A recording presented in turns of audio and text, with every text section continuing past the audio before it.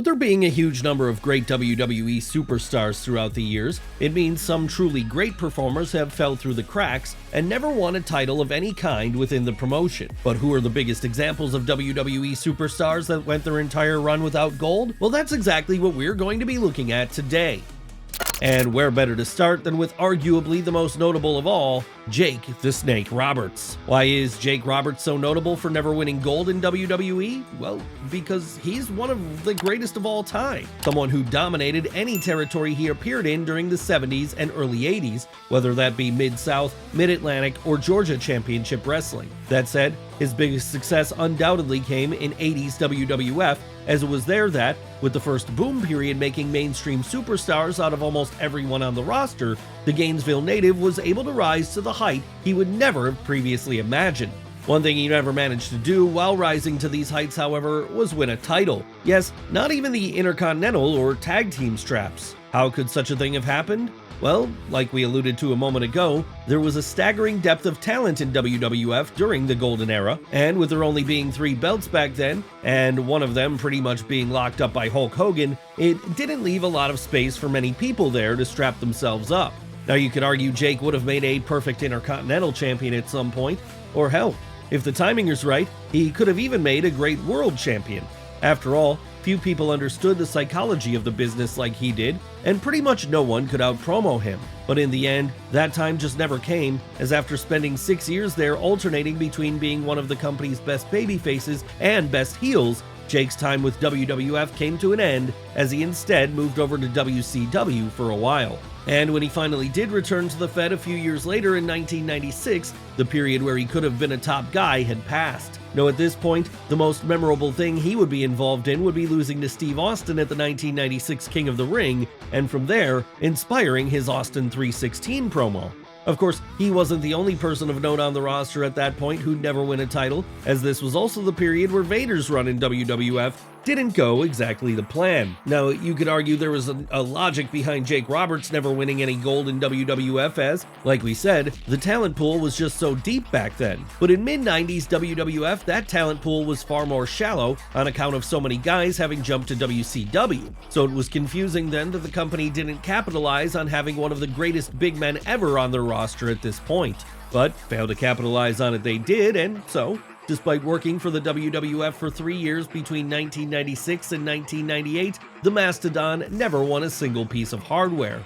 And that's a crime, because if there were anyone who deserved a run as a heel champion back then, it was him. Hell, he'd already shown he could fill this role to a high level in both WCW and New Japan, and he'd later show he could fill it just as well over in All Japan too. For some reason though, when he was in WWF, things just never reached the same level of success for him. Well, we say for some reason, but it's since been rumored that the reason was the Clique. Yes, in the end, Leon White may have been another victim of the backstage politicking of mid-90s Shawn Michaels, Triple H, Kevin Nash, Scott Hall, and Sean Waltman. That's right, it's been said that at one point, the idea was for Vader to win the WWF title from the Heartbreak Kid at SummerSlam 1996. Unfortunately for him, however, things did not go this way, and any hopes Vader had of being a champion were gone forever. Yes, after this, it would be a quick descent for the former WCW, IWGP, and Triple Crown champion, as by the time 1997 came around, he'd pretty much be relegated to an upper mid-card role,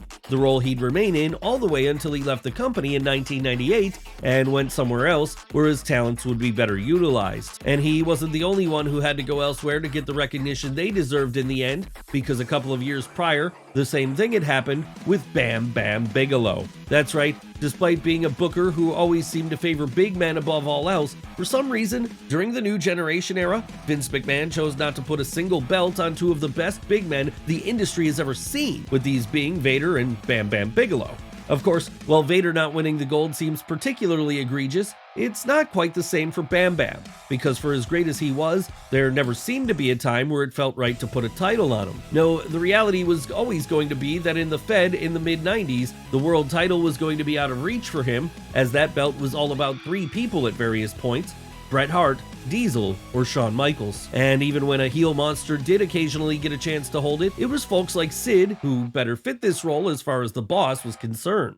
Still, at least Bigelow could have become an Intercontinental or Tag Team Champion instead, right? Well, sure. While he could have won the secondary singles strap at some point had the circumstances been right, the stars just never quite aligned to make this feel like a logical move to make.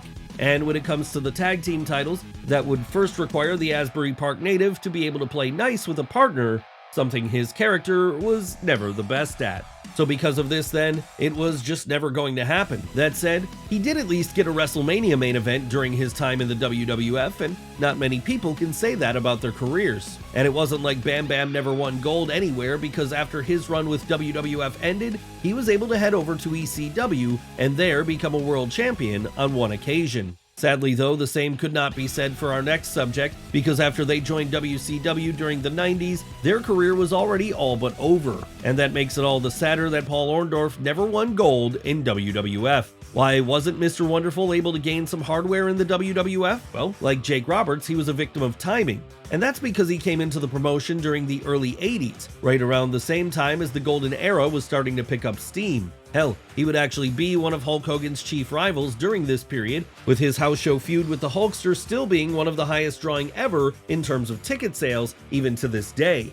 And so that's why when it came time for the first ever WrestleMania on March 31st, 1985, he'd be right there in the main event, teaming up with Rowdy Roddy Piper to take on Hogan and Mr. T. Sadly though, none of this success would translate into titles for him as, well, no one was winning the world title back then except for Hulk Hogan and maybe Randy Savage. No, the closest any heel could ever hope to get was a lengthy feud with the Hulkster, and after Orndorff got this prior to WrestleMania 1, he was cast aside in favor of the next challenger. Still, he could have been a great secondary champion, right?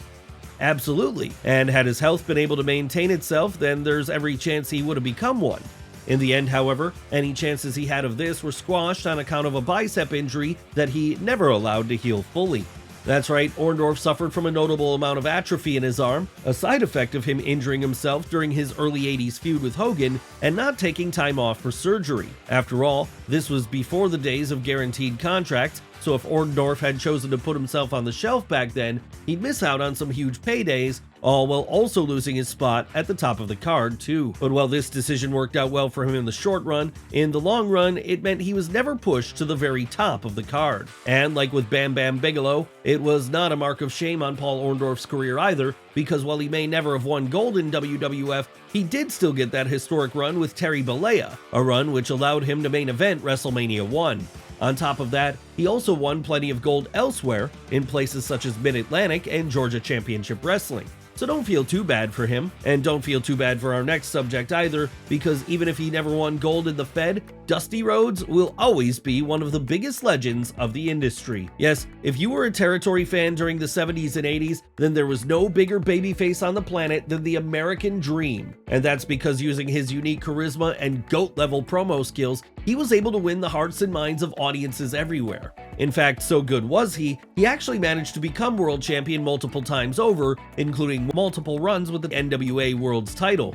That said, once he joined WWF in 1989, he wouldn't have that same level of success. Not that Dusty had a terrible run in the Fed at the dawn of the 90s, however. No, he was a very popular upper mid-card act. That's right, even Vince's alleged attempts to embarrass and bury the American Dream weren't enough to stop him from getting over with a whole new fan base. That said, one mountain he was never going to be able to climb was to win gold with the competition. And so that's why, rather than challenge for the world or intercontinental titles at any point during his 2.5-year run there, he'd instead have to settle for the not-too-shabby consolation prize of feuding with the likes of Macho Man Randy Savage and the $1 Million Man Ted DiBiase. But while it might seem obvious that Dusty Rhodes was never going to win gold in WWE, the same could not necessarily be said for our next subject, because at points, they were arguably the promotion's top babyface star. Who are we talking about here? Why, Jimmy Superfly Snuka, of course. Yes, before Hulk Hogan beating the Iron Sheik to become world champion, while the company was still being run by Vince McMahon Sr., the top stars there were names like Bruno Sammartino, Bob Backlund, and Jimmy Snuka. Of course, while Sammartino and Backlund would find a lot of success as world champions, the same cannot be said for Snuka. Why was that? Well, at least initially, it appears Vince Sr. saw Snuka as more of an attraction who didn't need to win a belt in order to draw in fans, similar to the way The Undertaker was treated during the 90s. And that's why, despite often stealing the show during his feuds against the likes of Don Morocco and Ray Stevens, he was never really considered for any gold. And all this means, despite being one of the most over people in the company prior to and during the national expansion, Jimmy Snuka's history and legacy will never include a section about him being a champion in WWF, perfect for the role as he might have been at certain points. But what about one of the Golden Era's top mid-card stars? Why did he never win a title in WWF? Who are we talking about here? Hacksaw Jim Duggan. After all, prior to signing on the dotted line with Vince McMahon in 1987, Hacksaw was one of the top babyfaces of the territories, with his run in Mid-South Wrestling in particular being legendary. And despite generally being treated as more of an upper mid-carder in the Fed than anything else, it wasn't as if he didn't get hugely over with fans on account of his cartoonish gimmick, one which perfectly fit the time period. Sure, you could argue that with this being the Hogan era, his chances of becoming world champion were always going to be slim, but there's no reason he couldn't have served as a great second from top babyface, someone capable of holding the Intercontinental title for a lengthy period of time.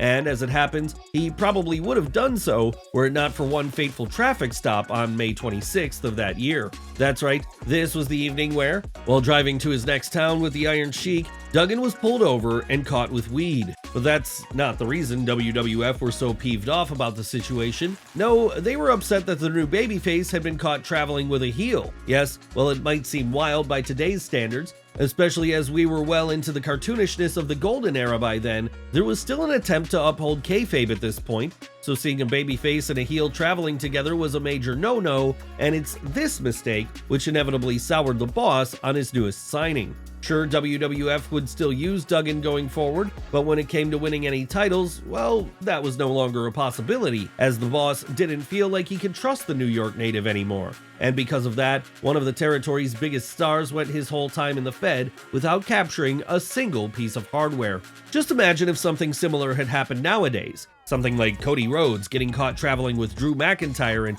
being punished as a consequence. It seems unthinkable. But things were what they were back then, and so the situation played out the way it did, with Jim Duggan always having something to do, so long as it didn't involve any of the gold the company had in their possession at any given time. Not that he should feel too bad about this though, because while it might sting to have never won a title in WWF, the same could be said about an even bigger legend than him, one of the biggest legends of all time in fact, none other than Harley Race. How could it be possible that Harley Race, 8-time NWA World's Champion, 3-time Hall of Famer, and one of the toughest men the wrestling industry has ever produced, never won a single belt in the WWF? Well, that's because by the time he got there, his career was very much on the downswing. Yes, had Race appeared in WWF during the 60s, 70s, or even early 80s, the period where he was at the height of his powers, then there's a very good chance he would have been dripping in gold at various points. Unfortunately for him, though, by the time he signed on the dotted line with WWF in 1986,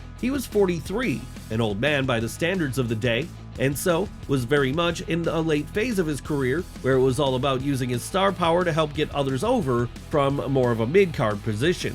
Of course, that's not to say he had no success during this time. No, he'd not only become King of the Ring in July of that year, but over the next few years, he'd have notable house show feuds against performers such as Hulk Hogan and Haku, with the latter being what we can only assume was the most terrifying fight in the history of mankind. That said, one thing the Missouri native would never do in WWF would be win a title, as like we said a moment ago, it just wasn't that stage of his career anymore.